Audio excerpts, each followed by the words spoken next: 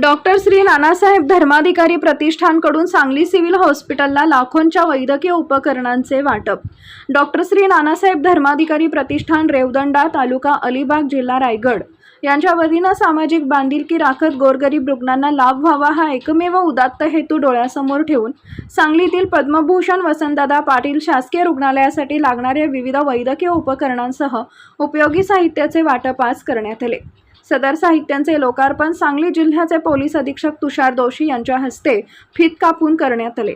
यावेळी रुग्णालयाचे dean doctor प्रकाश गुरव, महानगरपालिकेचे आरोग्य अधिकारी डॉक्टर रवींद्र ताटे यांच्यासह इतर अनेक मान्यवर व प्रतिष्ठानचे हजारो महिला पुरुष सदस्य उपस्थित होते।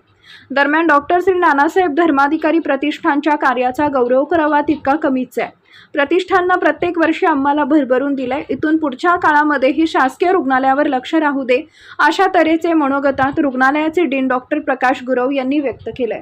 याबाबत बोलताना प्रतिष्ठानच्या सदस्यांनी सांगितले की डॉक्टर नानासाहेब धर्माधिकारी प्रतिष्ठान रेवदंडा तालुका अलिबाग जिल्हा रायगड यांच्या मार्फत सतत सामाजिक सेवेचं कार्य केलं जातं। त्यातच आज 14 मे रोजी डॉक्टर अप्पासाहेब धर्माधिकारी यांच्या वाढदिवसानिमित्त डॉक्टर पद्मसिंह वसंतदादा मेडिकल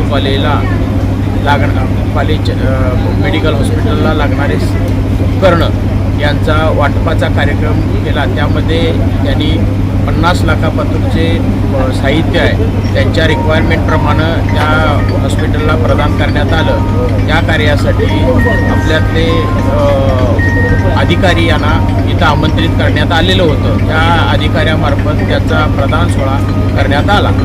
त्यांनी त्या साहित्य स्वीकारलेलं आहे।